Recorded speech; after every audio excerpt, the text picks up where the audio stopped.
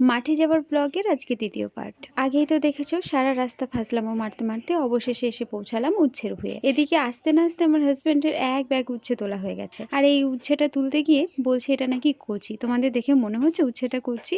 মাঠে এই নিয়ে আমি 2বার আসলাম, তাও আবার শখের বসে আসলাম, একটু ঘুরবো ফিরবো একটু ছবি তুলবো এই ভেবে। আর আমার হাজবেন্ড তো ফন্দি এটাই ছিল যে আমাদেরকে দিয়ে উচ্ছে তোলাবে। তারপর যে অবস্থা আমাদের। ছোট্ট মানুষটার ক্ষেত্রে খুব সুবিধা হয়েছে, কিন্তু আমাদের এই গুড়ি মেরে মেরে চলতে গিয়ে পুরো জীবন শেষ, 2 পা পুরো ব্যথা হয়ে গেছে।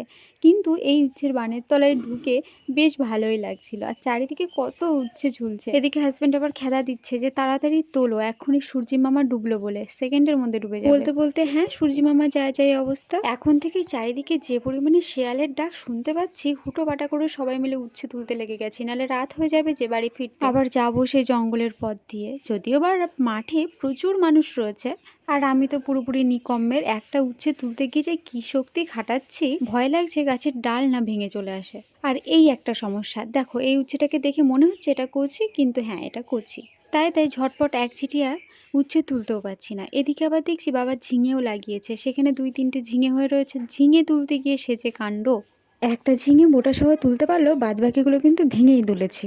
আগে জানলে আমার বাগান করা কাইচিটা নিয়ে আসতাম। আর এখন তো শীতের বেলা, দেখতে দেখতে সূর্যি মামা উধাও। চলো আমাদের উচ্ছে তোলা কমপ্লিট, আর চারিদিকে যে পরিমাণে শেয়াল ডাকছে, মোটামুটি আমি তো রোগা পাতলা আছি, আমাকে নিয়ে অতটা সমস্যা নেই। আমাকে একটু দয়া করে শেয়ালে ছেড়ে দিতে পারলেও এনাকে তো ছাড়বে না, তাই ইনি ওইভাবে আজব ভাবে তাকিয়ে দেখছিল যে কোন দিকে শেয়াল আসছে না। হাজবেন্ড আবার বুদ্ধি করে ছোলা মাখা জল সমস্ত কিছু নিয়ে গেছে, তাই বসে বসে খেয়ে নিলাম। আর এই যে কলমির ভুঁইটা, এটা কিন্তু আমাদের, আর এগুলো কলমির ফল। তারপর একটা কাকাদের পটলের ভুঁই থেকে বেশ কিছু পটল তুলে নিয়ে সবাই মিলে এবার বাড়ির দিকে রওনা দিলাম।